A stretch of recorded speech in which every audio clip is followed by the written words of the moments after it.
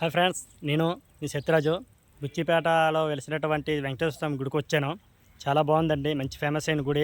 రీసెంట్గా కట్టారు, 2 years back అయింది. ఇంకా పూర్తి కావాల్సి ఉంది, ఇంకా పెయింటింగ్ అట్టని. గుడికి వచ్చాను. మీరు కూడా ఈ యొక్క గుడికి వచ్చి ఈ యొక్క దేవుడి దగ్గర ఆశీర్వాదాలు అందరూ పొందండి. ఓకే ఫ్రెండ్స్, శుభపెడతలోనికి రండి. చుట్టూ లొకేషన్ అయితేనే మాత్రం చాలా బాగుంది. అలా చూడండి, చాలా చాలా అందంగా ఉంది. ఓకేనా ఫ్రెండ్స్, నెక్స్ట్ శనివారం పూట బాగా పూజ జరుగుతుంది. రండి, శనివారం వెనక అది ఎప్పుడు వచ్చినా పర్లేదు, రండి. ఓకే ఫ్రెండ్స్, దేవుని చూపెడతారండి. భక్తులతో ఉదయం తండాలకు వచ్చారు. ఉదయం వచ్చి సరిగ్గా నాకు ఇది కాకపోవడం వల్ల చేశాను. ఓకేనా ఫ్రెండ్స్, ఇంకో కేపీ గారు పెద్ద మిరస్ కూడా వచ్చారు.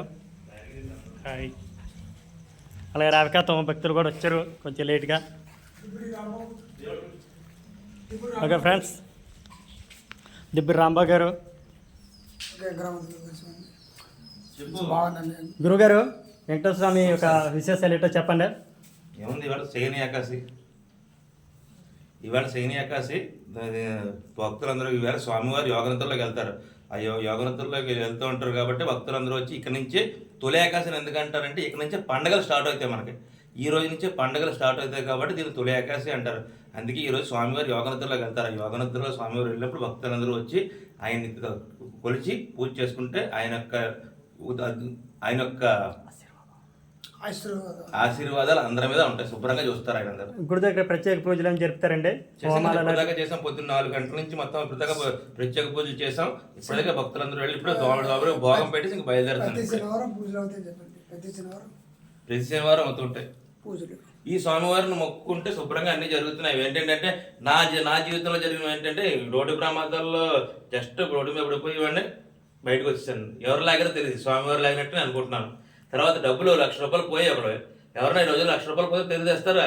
కానీ స్వామివారి దండం పెట్టగానే ఎవరో ఫోన్ చేశారు, స్వామి పడిపోయండి డబ్బులు మేమేనా అని చెప్పేసి. ఎవరన్నా ఈ రోజుల్లో డబ్బులు తెచ్చి వాళ్ళు ఎవరున్నారండి? అతనే దొరికాయి. అదే మరి స్వామివారి మహిమ అంటే ఇంకా అంతకన్నా డైరెక్ట్గా ఎదురుకుండా కనబడుతుంటే ఇంకా చెప్పాల్సిందేముంది. నమో వెంకటేశాయ. ఓం నమో వెంకటేశాయ చెప్తాం.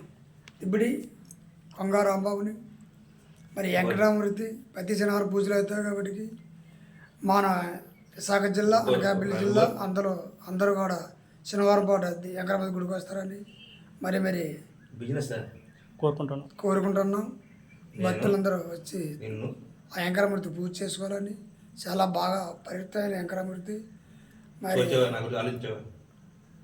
బాగుంటాయి, మనసు ఎంత బాగుంటుంది, పిల్ల జిల్లా బాగుంటాయి, అంటే బాగుంటాయి.